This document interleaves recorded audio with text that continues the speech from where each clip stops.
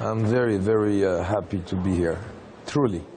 How is Lithuania for you? What was the first impression when you came? Well, I came at night and I'm in a hotel, but I didn't see yet around the city. But from my balcony, I've seen those church and amazing. Do you have any plans for sightseeing, for meeting local people?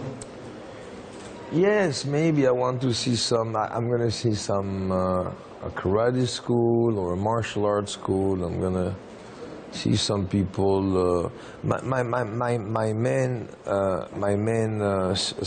stay here is to help that Operation Smile organization to try to raise as much money as possible for those children, because we all want to smile, right?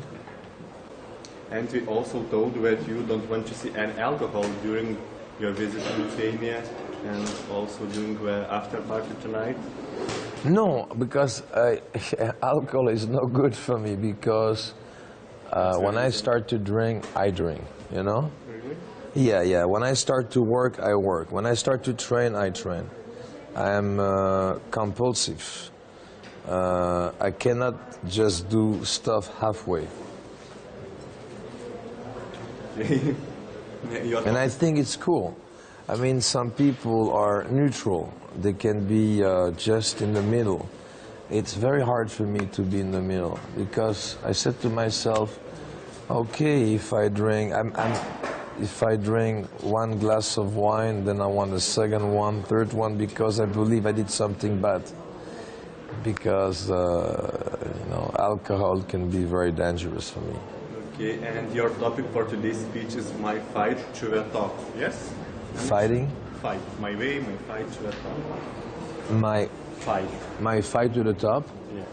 Yeah, it's about. Yes, tell me. And do you have any tips for young people who feel confused or how to reach their top? Like a universal tips for everyone? It's very simple to me. It's like, you know, we all born with what we call instinct, and sometimes too much education or too much, no, not too much education, too much rules and too much, in a sense, education can destroy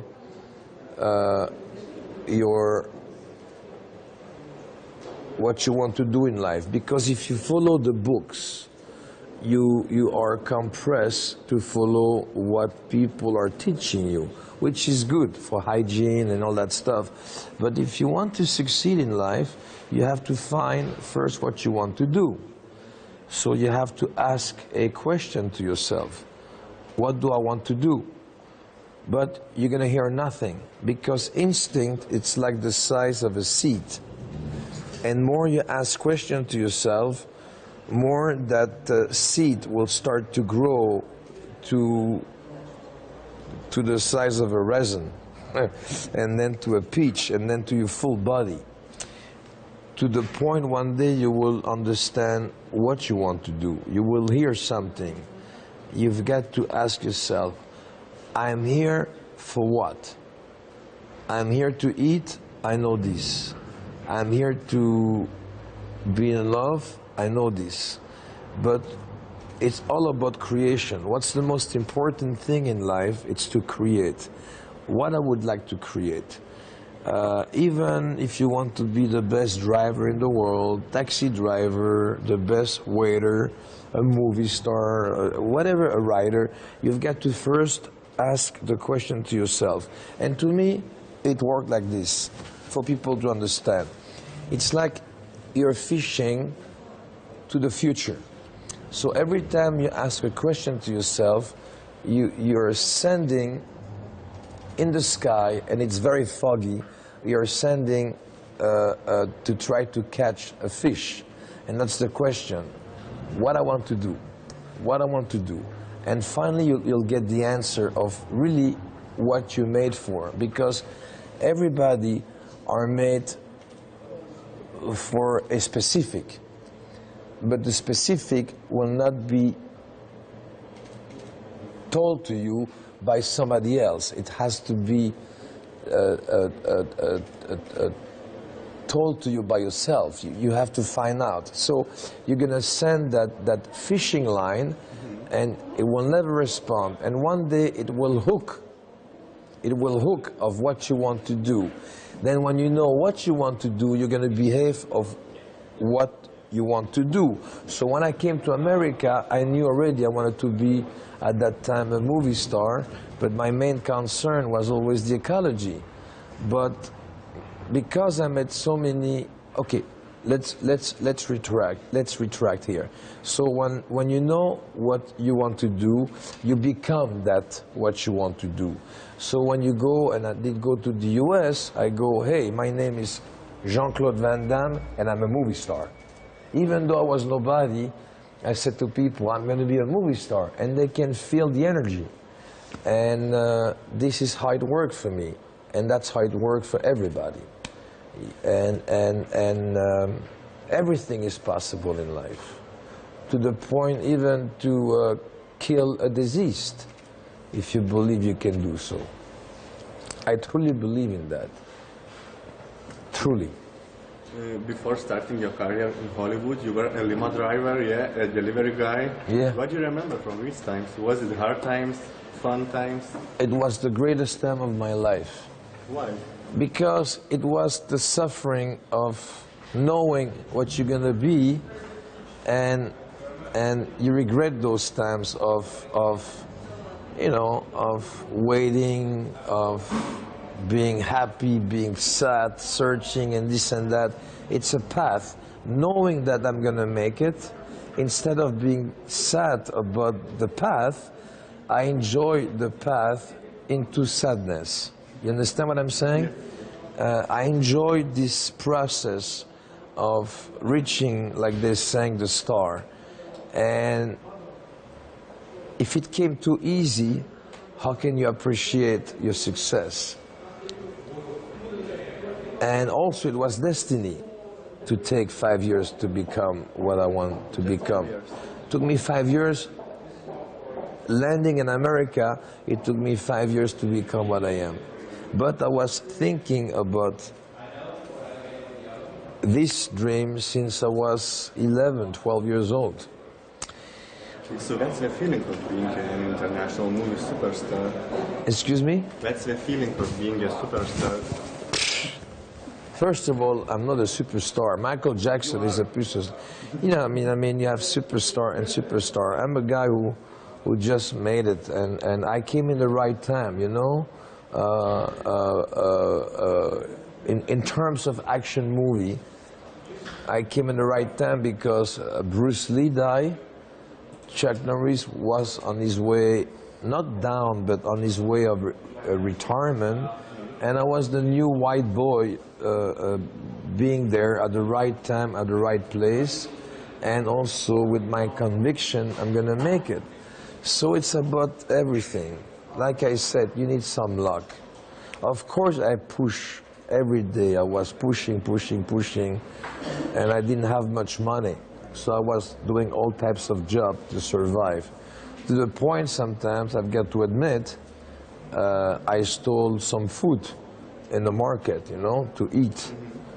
And I did have my different types of market, not to go to the same one. And I was stealing around 2, 3 in the morning, so I've got less chance to be caught by cameras. But I'm not ashamed to say, because I never stole from people. I just stole food to eat from those big markets in America. If I didn't eat, I cannot survive. Listen, to make it in life, you have to do everything except hurting people. If you don't hurt people, it's okay. But you have to do whatever it takes to make it. Okay. Have you ever dreamed about the Oscar? I will never get an Oscar. I don't think so. I mean, I made a movie called JCVD, who was a superb acting job. I mean, truthful job. And I'm too catalog into the action field. I was so good, and I'm so good with action that people sometimes they are refusing that guy to have different etiquettes. I didn't see yet James Cameron winning an award for best action film, you know. It's difficult to win an award in an action movie. It has to be a subject about racism, about genocide, about stuff like that. And as an actor, you travel a lot and meet a lot of different people. What was the most memorable meeting for you during your career, during your trips? You know, one day a studio asked me, can you go to see some kids who've been fighting in Iraq? And I said to the studio, I don't want to do this. And they say, why? I say, because I don't know what's going on in life. Maybe on that side, you have to be there to know what's going on. So I didn't want to take any party and this and that, but I finally decided to go see those children, those young people from the Midwest, because understand something, America, it's not California, and America, it's not New York. America, it's that big valley in the middle between LA and New York. And those are the real people, and they believe in the American flag. If they say, go and fight, they go and fight. Same for other countries. So I visit a clinic where people were amputated, all kids, you know, some 2 legs, some 1 leg, some like no arm, no legs, like a sausage, and only 1 arm to lift in the bed. When they saw me coming in, they were very proud, and you have that, you know, that stuff there, and they're pushing themselves to show that they're strong with Van Damme. At that time, they are into morphines. So I visit every room, the best, you know, those kids, when they talk to you, they don't talk for 5 minutes. They send me there to sign some pictures and to be with them, but then they go, hey, psst, psst, it's time to go to the other room. I wasn't able to do that because those kids, they talk about their life. Say, yes, you know, my mama, she's a great person, and my stepfather was kind of bad to her, and before I was doing martial arts, I was able to protect my mother. So they go into a long conversation. They get blown in Iraq, they get shot, because if not, the body go into shock. You know, when you get burned, you go hot, cold. Then they put them in a plexiglass tube, and they send them back in America to get intense care.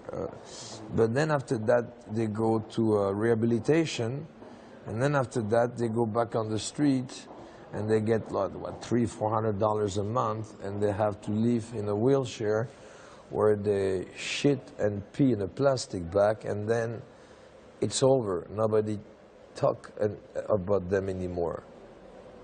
So I was with those people, and I was unable, I said at the end of my tour, I said, guys, now I've got to go to the restroom because, you know, I've got to go to the restroom. So I closed the door, and it's the first time in my life I said I was needed. I never knew in my life that I can make so many kids, those young soldiers, so happy. I didn't know that I'm going to make them so happy. You know, because I'm always a normal guy. You know, I brush my teeth in the mirror. I see myself and nothing else. So it's hard for me when people are telling me I'm a movie star, I'm this, I'm that, because I always knew myself as the kid on the street of Belgium. But that day, I knew that small things are big things, you know, and this is something amazing, yeah. Okay, and that was one of my best time in my life. Also, on the other side, I shot a movie in South Africa. one day, and I was able to see sunset like never before. Because when is the last time you were able to sit down and to see a sunset on the beach going from here all the way down? When in your life? 2 years ago, maybe. You know what I'm saying? We should take. So I've seen with the film business some amazing things, you know, like the kids, like the sunset, and I've been into safari. I've been to many things like movies that can give you so much to enjoy in life. Yeah, so many memories, so many souvenirs. Me, it's a guy who was living in Belgium, who didn't speak good English, who was selling flowers for my father. Then I opened a gym, and before that I was doing martial art lesson, I was teaching. Then I said I can do better than that. And then I flew to the States, and you know, it was a very long itinerary. And if one day they ask me to do biography, I don't know where to start. It's too long for a biography. And I don't even remember half of it.